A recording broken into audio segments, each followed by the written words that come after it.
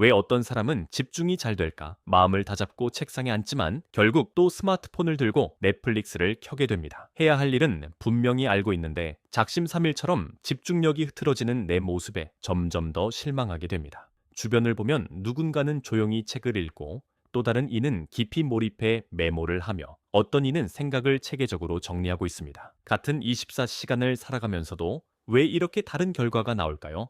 집중력은 정말 타고나는 재능일까요? 아니면 누구나 개발할 수 있는 기술일까요? 이 질문에서 우리의 여정이 시작됩니다. 집중이 잘 되는 사람들은 특별한 능력을 가진 것이 아닙니다. 그들은 대부분 스스로를 유혹에서 멀어지게 하는 환경을 전략적으로 설계한 사람들입니다. 이들의 작업 공간에는 분명한 특징이 있습니다. 책상 위에는 현재 진행 중인 하나의 목적만 남겨두고 다른 모든 것들은 시야에서 제거합니다. 주의를 산만하게 하는 스마트폰은 다른 방에 두거나 무음 모드로 설정해둡니다. 그들은 의자에 앉는 순간 뇌가 자동으로 지금은 집중할 시간이라는 신호를 받도록 심리적 단서들을 의도적으로 배치해 놓습니다. 우리는 종종 집중이 안 되는 이유를 의지력이 부족해서 혹은 나는 원래 산만한 사람이라서 라고 자신의 내적 요인으로 치부합니다. 그러나 진짜 문제는 우리가 스스로를 지속적으로 방해하는 구조적 환경 속에 살고 있다는 점입니다. 집중력이 뛰어난 사람들은 놀랍게도 자신의 의지력을 믿지 않습니다. 대신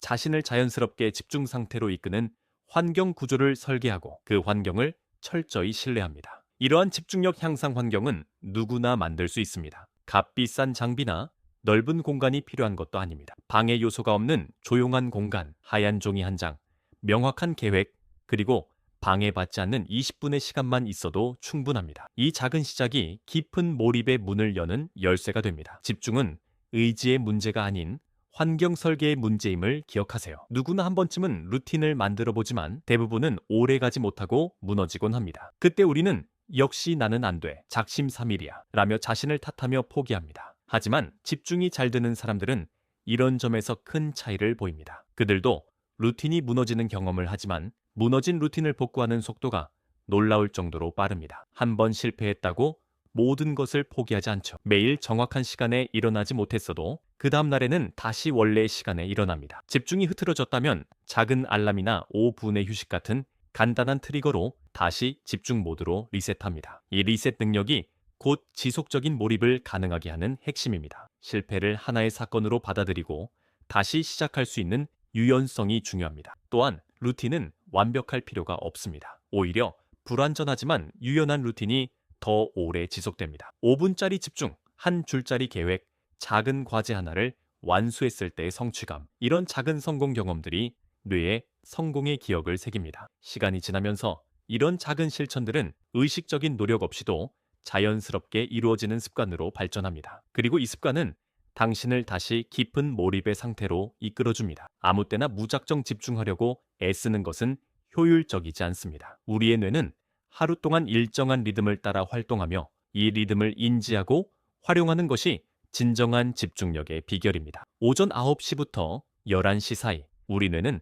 가장 높은 수준의 인지 능력과 집중력을 발휘합니다. 이 황금 시간대에는 창의적인 글쓰기, 복잡한 문제 해결, 심층적인 분석 작업을 배치하는 것이 좋습니다. 코르티솔 수치가 상승하고 뇌가 완전히 깨어있는 이 시간대를 놓치는 것은 하루 중 가장 생산적일 수 있는 순간을 낭비하는 것과 같습니다. 반면 오후 2시에서 4시 사이는 많은 사람들이 에너지 저하를 경험하는 시간대입니다. 이때는 새로운 정보를 처리하기보다 이미 학습한 내용을 복습하고 정리하는 활동이 효과적입니다. 기억을 강화하고 정보를 장기 기억으로 전환시키기에 적합한 시간이죠. 따라서 집중이 안 된다고 자책하기 전에 지금이 정말 그 작업에 적합한 시간인지 고려해 볼 필요가 있습니다. 뇌가 집중할 준비가 되어 있지 않은데 억지로 복잡한 작업을 시도하는 것은 시간과 에너지의 낭비일 수 있습니다. 자신만의 집중 패턴을 발견하는 것이 중요합니다. 일주일 동안 시간대별로 자신의 에너지 수준과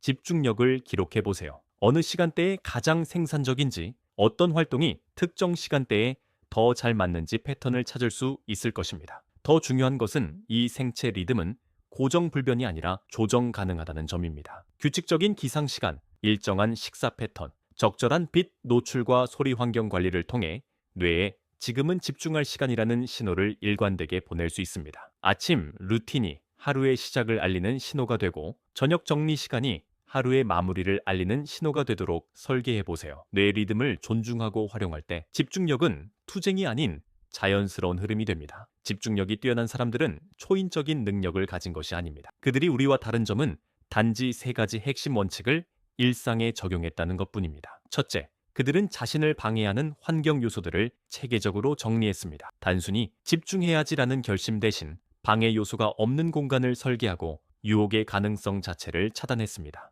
스마트폰은 다른 방에 두고 알림은 모두 끄고 작업 공간은 한 가지 목적만을 위해 정돈되어 있습니다. 둘째, 그들은 무너진 루틴을 다시 일으키는 회복 탄력성을 발휘합니다. 목표에서 벗어났을 때 자책하고 포기하는 대신 빠르게 원래 계획으로 돌아갑니다. 이러한 리셋 능력은 한 번의 실패가 연쇄적인 포기로 이어지는 것을 방지합니다. 셋째, 그들은 자신의 뇌 리듬을 이해하고 활용합니다. 하루 중 집중력이 가장 높은 시간대에 중요한 작업을 배치하고 에너지가 낮은 시간대에는 가벼운 업무를 처리합니다. 이는 같은 노력으로도 훨씬 더 많은 성과를 거둘 수 있게 해줍니다. 그러나 이 모든 것보다 중요한 것은 그들의 마음가짐입니다. 집중력이 뛰어난 사람들은 자신에게 실망하거나 좌절하지 않습니다. 집중력이 흔들리는 것은 자연스러운 현상이라는 것을 알기 때문입니다. 그들은 자책하는 대신 다시 리셋하는 방법을 선택합니다. 집중력은 타고난 재능이 아니라 매일의 작은 실천을 통해